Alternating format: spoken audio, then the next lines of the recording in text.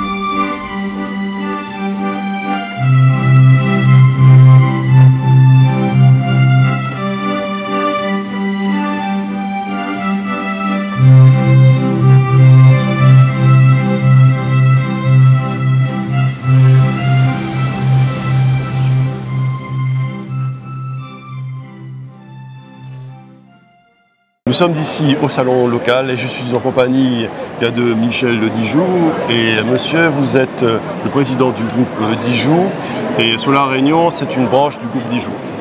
Oui. Voilà. Et Solar Réunion, ça concerne surtout les chauffe-eau solaires, comme son nom l'indique. Oui, bonjour.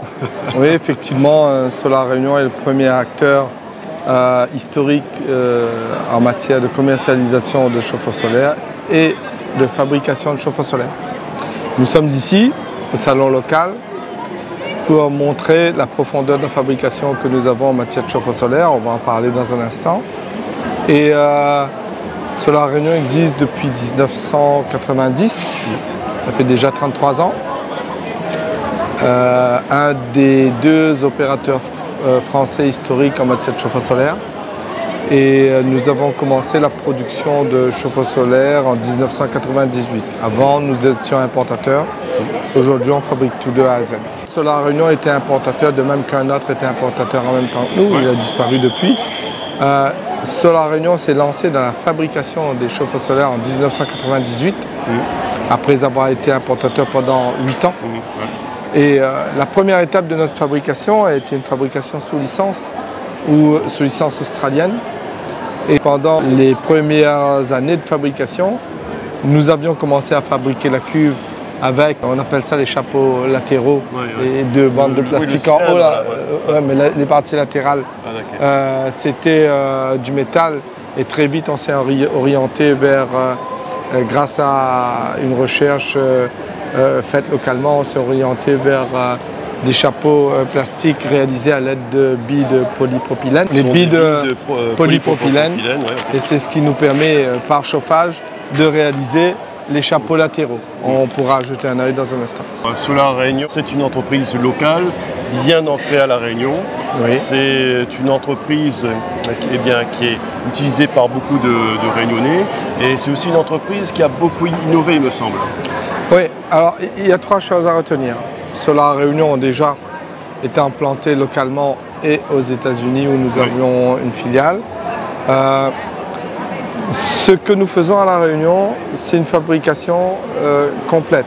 Dans un instant, j'aimerais qu'on passe sur les différents articles que nous fabriquons, enfin sur les différents produits que nous fabriquons, différentes étapes de production que nous avons qui permettent d'arriver au chauffe-eau solaire final. L'évolution qu'on a eue, la grosse évolution que nous avons eue depuis le début, outre le fait que nous ayons une fabrication de cuve inox d'1 millimètre d'épaisseur et d'un isolant thermique qui tient compte de l'effet de la chaleur montante et du froid descendant, donc moins isolé en bas et très isolé en haut. Nous avons une fabrication de capteurs la partie qui capte l'énergie à l'aide d'un absorbeur que nous traitons. Absorbeur, c'est grâce à ça que l'eau est chauffée. C'est appelé un absorbeur sélectif. Et c'est ce qui compose l'intérieur du capteur, la partie bleue que vous voyez dans le capteur. Donc, un chauffe-eau solaire est composé, un 300 litres est composé de 2 capteurs, d'une cuve. La partie basse à l'intérieur, dans la partie basse à l'intérieur, il y a un absorbeur. Et derrière l'absorbeur, il y a une grille. C'est une grille de cuivre. C'est là-dedans que l'eau circule et c'est là-dedans qu'elle est réchauffée par l'absorbeur. D'accord. Et donc la température est transmise à l'eau par l'absorbeur, c'est-à-dire la grille en cuivre. Alors, la grille en cuivre, c'est ça. Un chauffe-eau solaire qui fonctionne en thermosiphon, ça signifie que la cuve est sur le toit, le capteur sur le toit, la cuve est en partie haute. Et c'est le principe de circulation de l'eau chaude à l'intérieur de la cuve qui s'appelle thermosiphon. En quoi consiste le thermosiphon? L'eau froide entre dans la cuve, dans les capteurs, circule dans la grille d'absorbeur que je représente ici parce que c'est un absorbeur que nous avons coupé pour expliquer aux clients. La grille d'absorbeur est composée d'une grille composée de tubes de cuivre dans laquelle l'eau va circuler, et sur la partie haute, c'est le collecteur haut qui fait redescendre l'eau vers le bas, et d'un absorbeur qui est absorbeur sélectif, qui est capteur d'énergie solaire. Donc le principe ensuite, c'est que l'eau, le froid descend, le chaud monte, et donc l'eau chaude ressort ici et va circuler dans la cuve, et ainsi de suite. Revient par ici, par la base du capteur, revient en bas du capteur et remonte quand il est réchauffé et ressort. C'est un principe sans fin. Tant qu'il y a du soleil, l'effet du thermosiphon se fait. Et donc, un chauffe-eau solaire, c'est un principe qui fonctionne de façon simple, physique. Le chaud monte, le froid descend. Et c'est ce principe-là qui nous permet de naturellement pousser l'eau vers le haut par le principe thermosiphonique. Ensuite, le deuxième changement, alors qu'au début nous fabriquions les capteurs à l'aide d'absorbeurs, l'absorbeur, je rappelle ce que c'est, c'est cette partie intérieure, alors que nous fabriquions ça avec une peinture spécialisée pour le solaire au début.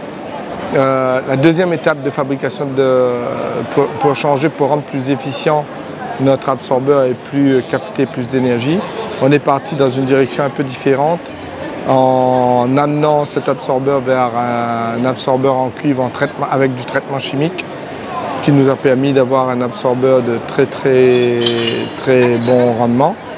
Et finalement, la recherche a fait que les capteurs sont devenus sélectifs très rapidement, dans la recherche mondiale j'entends.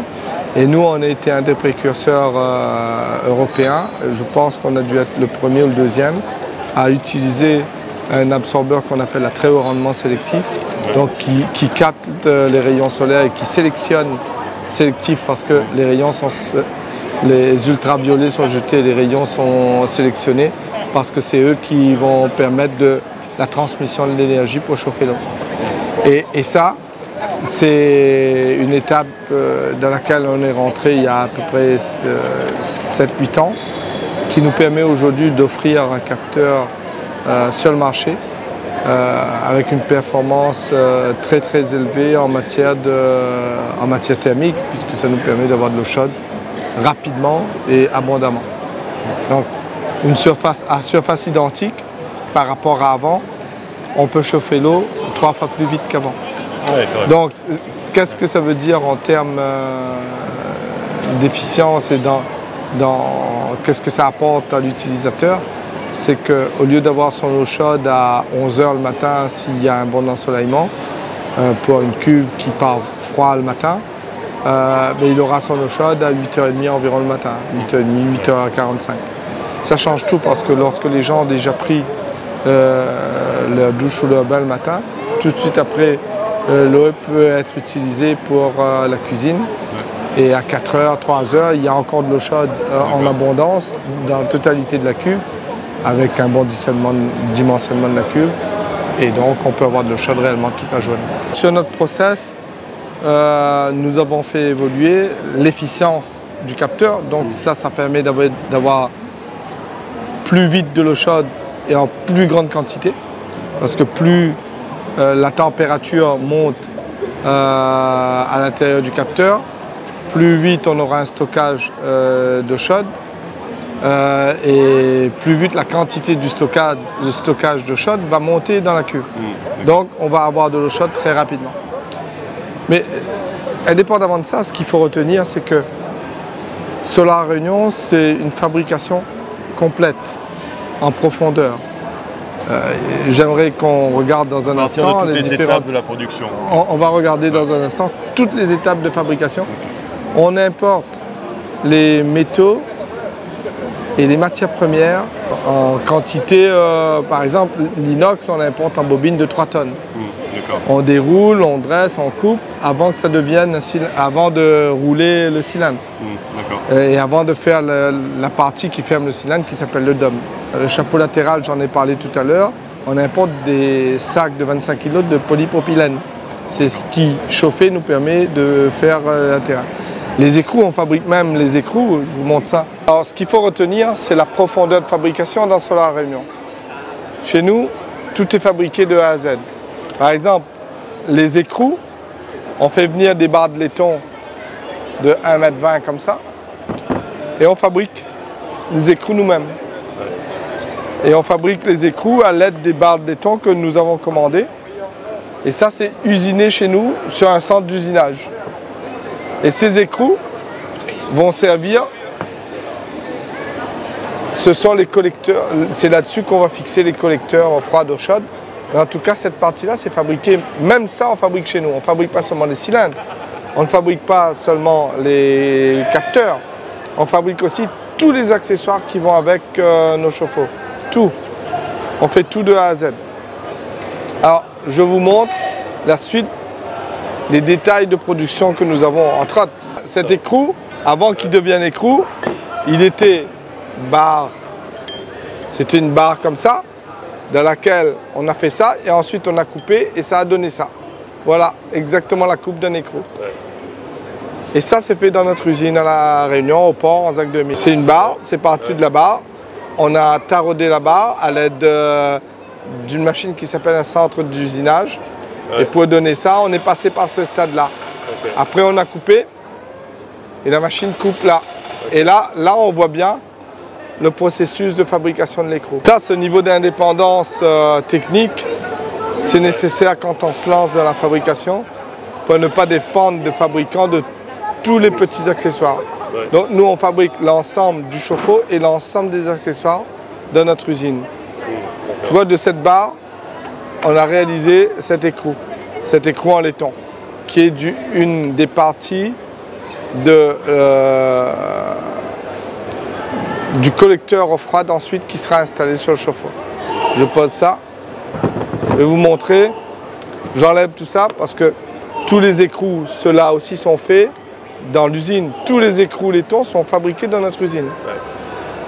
Là, c'est une grosseur de barre hexagonale un petit peu inférieure en taille, mais c'est fabriqué dans notre usine également. Cette matière première s'appelle du polypropylène. À l'aide du polypropylène, on fabrique les chapeaux latéraux qui nous permettent de fermer la cuve, fermer le cylindre, l'extérieur du cylindre comme c'est sur la cuve en haut. Donc ça, il y a deux parties comme ça, une partie avec la porte pour mettre la résistance, ça va venir là-dedans, et une partie pleine qui est l'autre partie qui nous permet de fermer l'autre côté de la cuve. Et là on est parti de ça, les billes de polypropylène. Alors ça c'est une feuille d'inox, là on a coupé un morceau pour l'exercice, pour montrer aux gens ici à quoi ça correspond. On a une feuille d'inox qui fait 1 mm d'épaisseur. Cet inox, on le reçoit en bobine de 3 tonnes. C'est déroulé, dressé, et c'est hyper rigide. On appelle ça la soudure longitudinale, qui est une soudure à l'argon. Et ça permet de nous donner une résistance à la pression de la cuve. La cuve est relativement épaisse, à 1 mm en inox 316L. C'est le plus haut d'inox qui se fait contre la rouille aujourd'hui. Plus haut grade d'inox. À l'aide du même inox, en plus de faire le cylindre, on fait ce qu'on appelle le fond bombé. Ça, c'est dans une machine qui s'appelle une emboutisseuse. Pression 1000 tonnes. Vous verrez ça dans le film. Qui fait les perforations en même temps. Ces perforations sont faites en même temps dans le même process de descente. Et ça, c'est la place de la terre pour la résistance électrique. Donc ça, c'est soudé ensuite là-dessus. À l'aide d'une soudeuse de fond bombé automatique. Cette soudure-là va être faite automatiquement. Et tout ça va donner l'intérieur d'une cuve. C'est ça. Alors ça, c'est une plaque. C'est des plaques de 1 mètre par 1 mètre qu'on reçoit. Voilà l'épaisseur de la plaque. Et on fait des joints avec. On fabrique nous-mêmes nos joints. Ça aussi, c'est une exception. En matière de profondeur de fabrication, on fabrique nos écrous, on fabrique nos joints, on fabrique les grosses matières, mais aussi les petites matières nécessaires à la fabrication de nos chauffe-eau. Et dans des spécificités en termes de longévité, parce que ça, ce sont des joints dont la durée de vie est d'une vingtaine d'années. Donc on a décidé de les fabriquer nous-mêmes parce qu'on avait pas mal de problèmes avec les joints importés. Depuis qu'on a commencé cette fabrication de joints, depuis 2007 exactement, ça fait 16 ans, on n'a plus de problème. Les joints tiennent, il n'y a plus de soucis du tout. Ça, ce sont les joints fabriqués à La Réunion. Ça, c'est le revêtement extérieur de la cuve. L'enveloppe de la cuve est faite à l'aide de ce matériau qui s'appelle de l'alu-zinc. La couleur est imprégnée dans le matériau, dans la tôle d'alu-zinc. C'est un truc qui ne rouille pas et qui a une longévité. Les toitures de La Réunion sont faites avec le même matériau. Ça s'appelle différemment, mais c'est le même matériau. Et ensemble, quand on a mis l'enveloppe, et la cuve à l'intérieur et on a mis le chapeau, on a un process qui nous permet d'injecter l'isolation. Ça, c'est des morceaux d'isolant. C'est comme dans les réfrigérateurs. On a l'isolant. Et l'isolant est mis il est injecté liquide, de stade liquide, entre l'enveloppe de la cuve et la cuve elle-même. Et c'est cet isolant comme un réfrigérateur qui va permettre à la cuve de devenir un thermos. Vous aussi, sautez le pas pour Solar Réunion.